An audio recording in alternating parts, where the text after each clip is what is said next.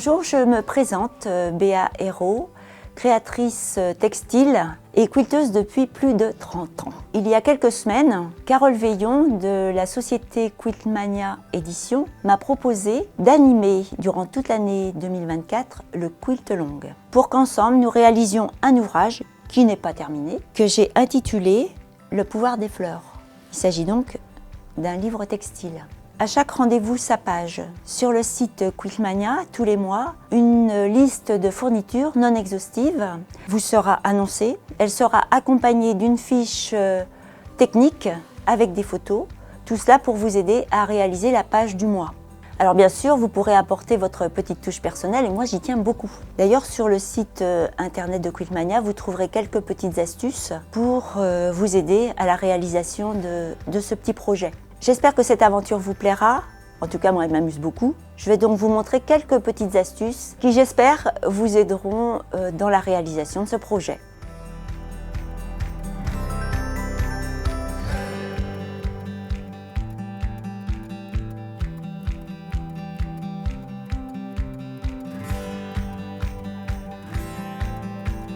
Et maintenant, je vais vous expliquer comment réaliser une page double.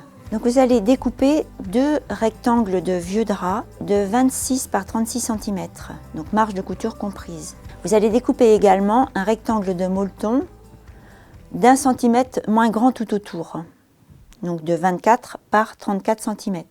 Vous allez utiliser pour la suite une colle temporaire repositionnable. Vous allez en mettre sur toute la surface de votre molleton et allez l'encoller ensuite sur l'arrière d'un de vos rectangles de vieux drap, en laissant tout autour la marge de 1 cm.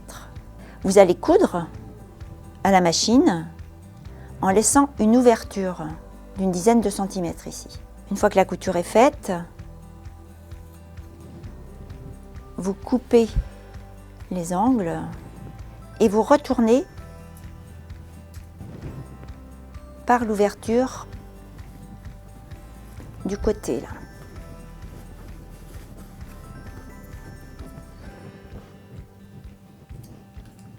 Avec les ciseaux, je vais aller délicatement ressortir les pointes.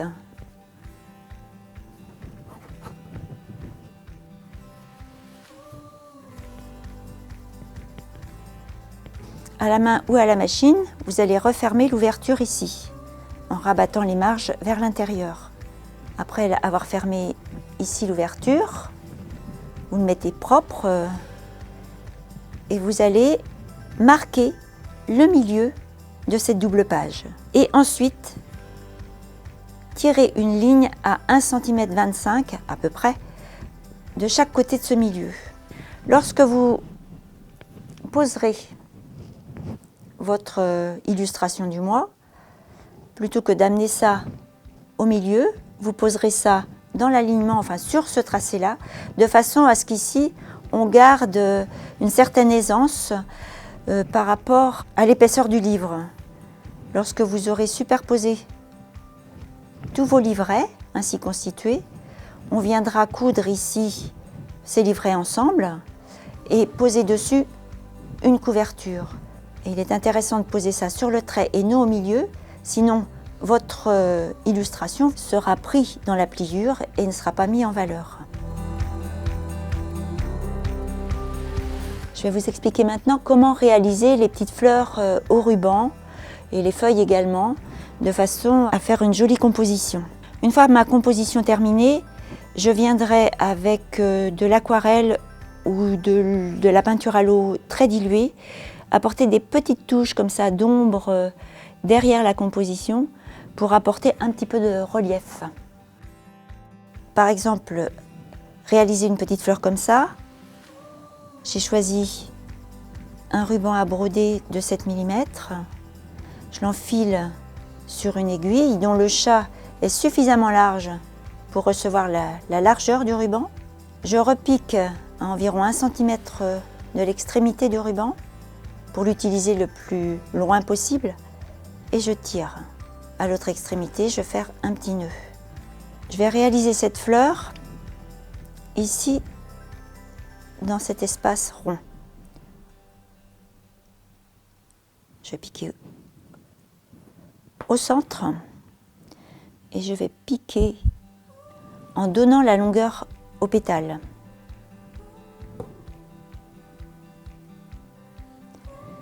Et là, je vais tirer très doucement, de façon à avoir un petit effet au bout. Si vous tirez trop brutalement, votre ruban ne tracera qu'un trait et ce ne sera pas très élégant. Il reste fragile néanmoins, comme il est là. Donc je vais poser le pouce dessus et je vais aller réaliser le second pétale. Sans piquer dans le nœud. Là, en posant le pouce ici, je consolide plus ou moins le pétale précédent. Même chose, j'étale, je le présente à plat, je donne la longueur en piquant au milieu du ruban et je tire en faisant très attention à l'effet que je veux obtenir. Voilà, et le dernier pétale, je continue, j'en ai 4 à faire. Ce que je vais faire, je vais couper en laissant 1 cm et demi de ruban à l'arrière. Donc je prends un fil doré pour consolider ces pétales là qui restent très fragiles. Donc je vais repartir du centre. Alors vous pouvez utiliser tout autre fil. C'est vous qui choisissez, ça peut être un coton à broder, enfin quelque chose d'assez délicat. Et le fait de venir piquer comme ça, du centre vers l'intérieur du pétale, ça nous le stabilise.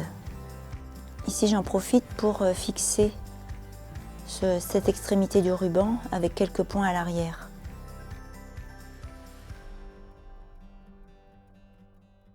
Je vais juste vous expliquer comment faire le petit cœur avec un point de nœud colonial.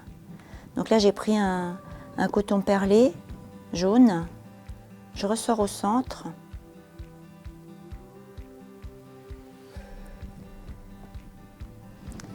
Et pour le point de nœud colonial, je tiens mon aiguille par le chat, le bout pointu vers l'ouvrage si je puis dire.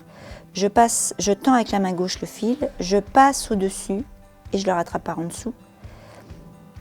Et avec la main gauche, je fais un tour sur l'aiguille. Je repique le centre, je fais descendre ce nœud. Je tiens maintenu tant que l'aiguille n'a pas traversé les épaisseurs et ce n'est qu'au dernier moment que je lâche. Voilà, ça c'est le point de nœud colonial. Pour ce modèle-ci, les feuilles sont faites de la même manière, avec un petit ruban moins large qui doit faire 4 mm. Et maintenant, pour cette dernière partie, je vais vous expliquer comment réaliser de l'appliqué avec les outils Appliquick, de la colle en stick et du H250. C'est une Vliseline thermocollante une face.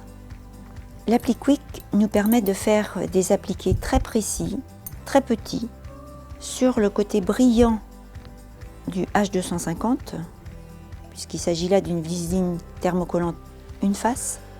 Vous allez reporter le pétale qui est là, vous allez le reporter sur donc justement ce côté collant. Vous allez découper le pétale en suivant le tracé. Je vais choisir un tissu qui constituera ce pétale. Côté brillant, je le pose sur l'envers de la partie choisie du tissu. Je vais l'encoller avec le fer à repasser. Je vais faire le pourtour de ce pétale en laissant là du coup une petite marge de couture. Je vais juste cranter légèrement ici pour que la marge épouse la forme du H250. Donc ces deux outils, ces deux aiguilles sont constitués pour celle-ci à une extrémité d'une fourchette et à l'autre d'un petit poinçon. L'autre de même une partie pointue et là d'une spatule. Je vais encoller une partie du pétale. Alors, n'en mettez pas trop et n'en mettez pas partout parce qu'elle a tendance à sécher assez vite. La fourchette va me permettre de maintenir en place la pièce et la petite spatule va m'aider à ramener comme ça la marge de couture sur le H250. Alors parfois il est bon aussi de se servir de la pointe. Alors dans les parties un petit peu plus compliquées, n'hésitez pas à prendre la partie pointue et à travailler comme ça la matière pour qu'elle épouse vraiment la forme. Votre pétale a bien pris la forme voulue. Ensuite, vous la disposerez en place avec éventuellement encore un petit point de colle ou une épingle et vous l'appliquerez avec un petit point invisible. Pour réaliser ce point invisible d'appliquer, le mieux c'est de choisir un fil qui se rapprochera le plus possible de la couleur de votre pétale. Là j'ai utilisé un fil un peu contrasté de façon à ce que vous voyiez davantage le point que je fais. Mais choisissez un fil dans les mêmes tons. Je sors sur la tranche de la pièce ici et je vais aller piquer vraiment en face, presque en dessous un petit peu, le tissu de fond pour revenir au dernier moment piquer la tranche de la pièce toujours. Donc je suis sortie sur la tranche, je vais piquer juste en face, en dessous légèrement et je ressors un petit peu plus loin en attrapant la tranche et je donne un petit coup sec de manière à ce que le fil rentre dans les matières. Et vous faites ça tout autour. Et l'avantage avec le H250, c'est que vous le laisserez en place. Vous faites ça tout autour de vos appliqués. Voilà, je vous ai présenté mon petit pouvoir des fleurs à moi. Je suis bien curieuse de voir les vôtres maintenant. N'hésitez pas à partager sur les réseaux sociaux, à faire du bruit et aller régulièrement toutes les fins de mois sur le site Quiltmania afin de découvrir les nouvelles pages de ce livre, Le pouvoir des fleurs. À très bientôt!